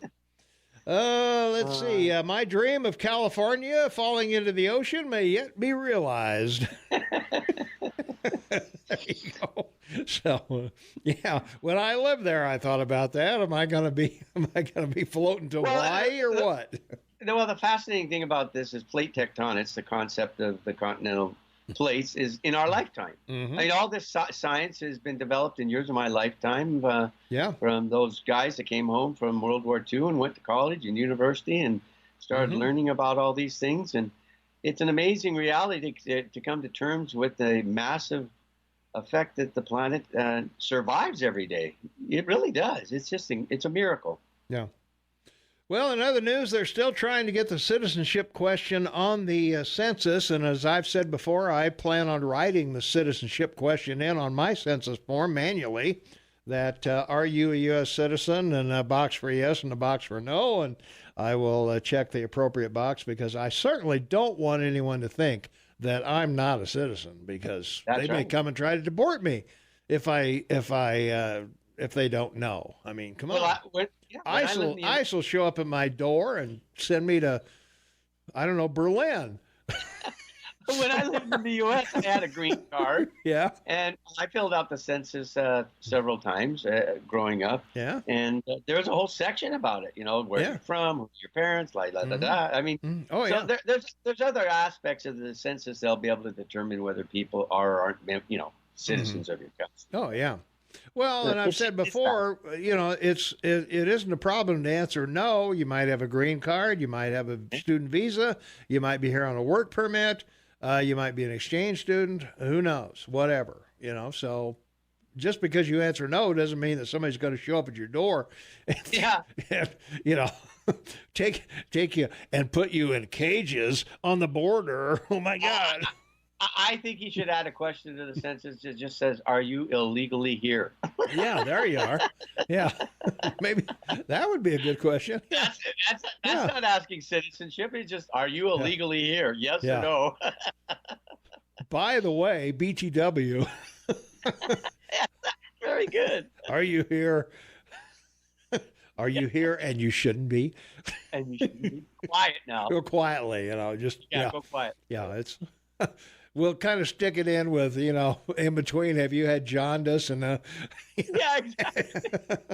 What are your infirmities? Yeah, right. Yeah. Are you in a wheelchair here illegally? That's right. There you are. Yeah, that'll work. Yeah, there you go. Yeah. All right. Well, the citizenship question, I intend to write it in on my census form, and I hope you will too, because, it's imperative that ICE doesn't show up at your house. Well, and that's the other thing too, is like, if you're here illegally in a home, they should add to the census, are you using an illegal toilet? Yeah. And isn't there something that says under penalty of perjury, you fill this out correctly? That's right. So, it's a federal document. So if I add information that they need, am I violating that? I'm keeping that oath, I think. Pretty sure. You got to check that fine print about defacing the document. Well, am I not defacing it if I'm writing information in on it? Well, I think you should put the question in, but use a thumbprint. Oh, well, I could do that. I should do that. I will use a thumbprint. I will do that. I will use a thumbprint, because when I taught school, I did a background. You have to do a background check when you teach at the college. So I did a background check, and they took fingerprints and everything like that, and whatever. So they got my prints on file. So I'll do that. I'll just put a big old thumbprint on there. Well, when you're in the military, they took your thumb or your fingerprints, right? Did they? I don't know. Yeah, probably. Remember? They probably did. I don't know. Well, see, the problem was that all of the records in St. Louis burned up in 1970 something.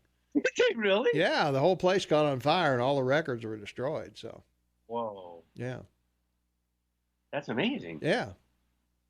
So wow. I still have my separation papers and my DD 214 and all that I can prove I was there.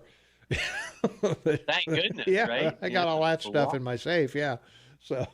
And that remarkable hat. That hat, the hat, and I got pictures of me there, so, yeah. All right, we got to do the Rush update, and I don't know. How's your prostate?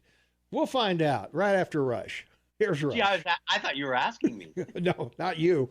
In general. We'll be right back. Here's Rush.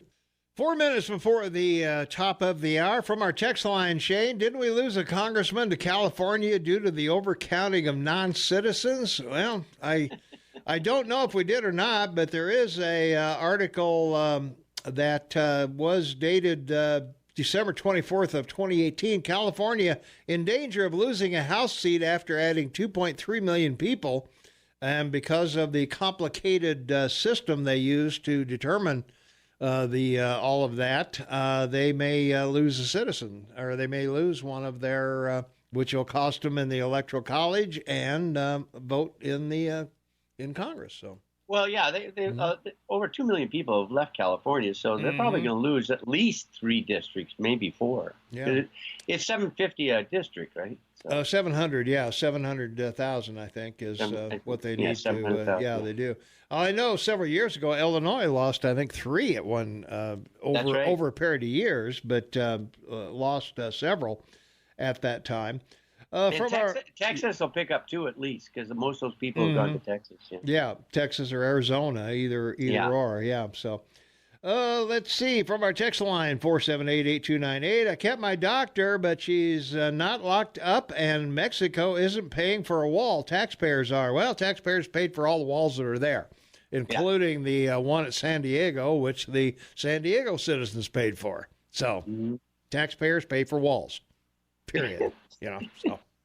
Now, will Mexico pay something because of the AMFCA or whatever it is? The new trade agreement? Yeah, of course they will. Yeah, of course. It's going to cost them something. So, so they'll end up paying for it. Mexico will end up paying for it. Yeah. I would say so. Yeah. I'm curious what question on the census would be more important than asking you if you are a citizen of our country. What question could be more important than that? Gee, I'm trying to think. Are you a Democrat or a Republican? Oh, they can't ask that. Yeah, you can't ask that. So, don't even go there. So, so. No, I think how many toilets you have is probably the most important question on there. So, I'm still not sure exactly why they need. I think back in the last census we found that out, and I don't remember what the answer is, but there's some reason that they need to know how many toilets you have. So, I think the most important question will be your age, because demographics are so important right now in the 21st century. True. Age and income. Age and income will be the two. Which everybody lies about both. So. That's great. It depends on who's calling as to whether my income is up or down. Who's talking to me? So. That's oh boy, I don't know, but well, anyway. Go ahead. I was just gonna say, do you get those ads on television down there about dating? Sure. Yeah. That's why when you say people lie about their age. I mean, these. It's great. I actually went to one dating site that, I can't mention it because I'm not going to promote it, but, I thought it would be interesting. So I went through the whole process, went through the whole thing, answered all the questions. And at the very end, they asked how much money you make. Yeah. And the answer I gave them, the answer I got back was they referred me to 4 other sites to go to.